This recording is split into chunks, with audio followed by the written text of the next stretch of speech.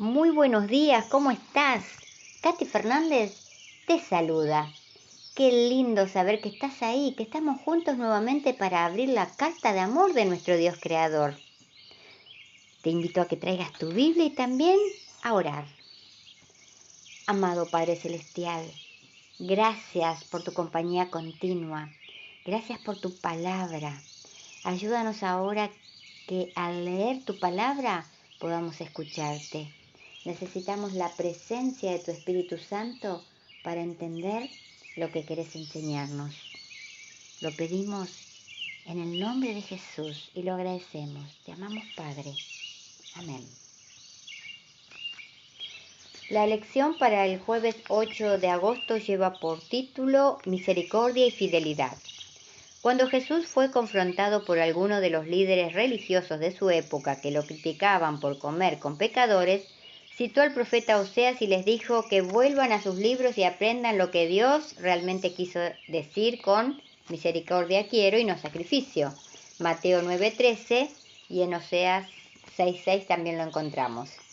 Como veremos, Jesús llevó una vida de asistencia y servicio. Sus interrelaciones con los demás, sus milagros sanadores y muchas de sus parábolas demostraban que esa forma de vivir era la mejor manera de expresar verdadera devoción por Dios. Los dirigentes religiosos fueron sus mayores críticos, pero también fueron el blanco de sus críticas más duras. Al igual que los religiosos de los días de Isaías, creían que tenían asegurada su relación especial con Dios a causa de sus prácticas religiosas, mientras que al mismo tiempo explotaban a los pobres e ignoraban a los necesitados. Su adoración desentonaba con sus hechos, y Jesús no tuvo reparos al condenar esa hipocresía. Te invito a que leamos juntos Marcos capítulo 12, versículo del 38 al 40. Y les decía en su doctrina, guardaos de los escribas que gustan de andar con largas ropas y aman las salutaciones en las plazas, y las primeras filas en las sinagogas y los primeros asientos en las cenas, que devoran las casas de las viudas y por pretexto hacen largas oraciones. Estos recibirán mayor condenación. El comentario de Jesús de que devoran las casas de las viudas parece fuera de lugar en esta lista, o es el aspecto que Jesús está tratando de enseñar. ¿Por qué esos recibirán mayor condenación? Quizá el sermón más aterrador de Jesús, especialmente para los religiosos, es el que se encuentra en Mateo capítulo 23. Jesús no solo puntualizó que la religión de ellos no ayudaba a los menos privilegiados en la vida, sino también que consideraba que esa religión les aumentaba las cargas, por sus actos o a veces por su falta de acción y preocupación. Jesús dijo, cerráis el reino de los cielos delante de los hombres, Mateo 23:13. Pero haciéndose eco de los profetas de siglos anteriores, Jesús también abordó directamente la brecha entre sus prácticas religiosas solemnes y las injusticias que toleraban y de las que se aprovechaban.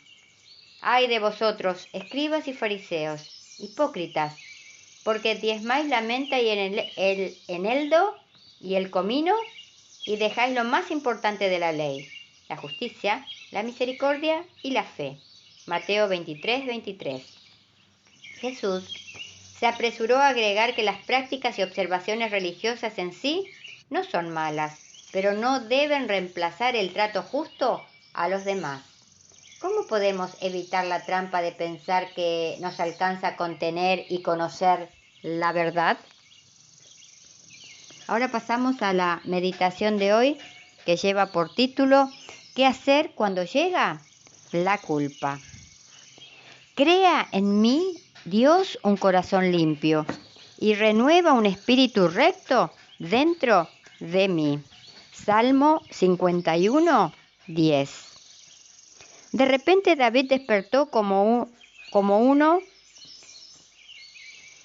de una horrible pesadilla y se confrontó con la realidad. Él, el rey de Israel, se había sumergido en el sensualismo y acabado en el homicidio. Se apasionó con la mujer de un comandante de su ejército adúltero y cuando supo que estaba esperando un hijo, envió al comandante a la guerra para ser muerto. y esta historia está en la Biblia.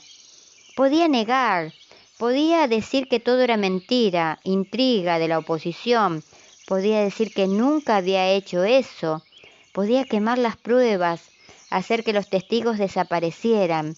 Pero ¿qué haría con la conciencia? ¿Diría que Dios no existe? ¿Que la moral depende de la cabeza de cada uno? ¿Que nadie tiene el derecho de decirle a uno lo que debe hacer? Muchas personas tratan de hacer eso en nuestros días y solo consiguen perderse en los laberintos de sus propios argumentos. David también podía tratar de explicar, decir que no pasaba nada, que había sido un malentendido, que en realidad había sido visto algunas veces con la mujer de un comandante de su ejército, pero que era solo para aconsejarla. O podía decir que mandó al comandante al frente de la batalla no para que fuera muerto, sino porque era el mejor hombre para esa posición. Sin embargo, ¿qué haría con la verdad interior de sus propósitos reales? ¿Argumentar consigo mismo? ¿Tratar de engañarse? ¿Repetir esas explicaciones delante de un espejo hasta creer en sus propias mentiras? También podía racionalizar, decir, por ejemplo, que un rey no puede estar sujeto a las mismas reglas que el pueblo, decir que lo hecho no era tan grotesco como lo pintaban, que al fin de cuentas todo el mundo lo hace, que no existen reglas establecidas y que cuando dos concuerdan no existe nada pecaminoso. Pero, ¿qué haría con el vacío existencial del corazón o con las interminables noches de insomnio? ¿Cómo callaría el grito desesperado del complejo de culpa que naturalmente se apodera de las personas cuando saben que lastimaron el corazón de Dios? David se refugió en el desierto. Allí de rodillas reconoció la miseria de su vida, aceptó la realidad monstruosa de su pecado, clamó por misericordia divina. Entendió que su gran pecado no consistía solo en haber quebrantado los principios morales, sino que con eso había lastimado el corazón de un Dios de amor. Lloró como un niño y luego regresó a la ciudad. Ese fue el comienzo de una nueva etapa en su experiencia. Y tal vez David sea hoy una inspiración para muchos, no porque no haya pecado, sino porque habiendo pecado supo encarar la situación, reconocerlo, aceptar el perdón divino y levantarse de las cenizas. Y recordemos, si nuestras palabras no ayudan, no confortan, no hacen bien o no alegran, que nuestro Dios Todopoderoso nos libre de pronunciarlas. Jehová te bendiga y te guarde y tengas un bendecido día. Te invito para que mañana volvamos a encontrarnos, si Dios quiere. Y gracias, de verdad, muchas gracias, porque estás ahí, acompañándome.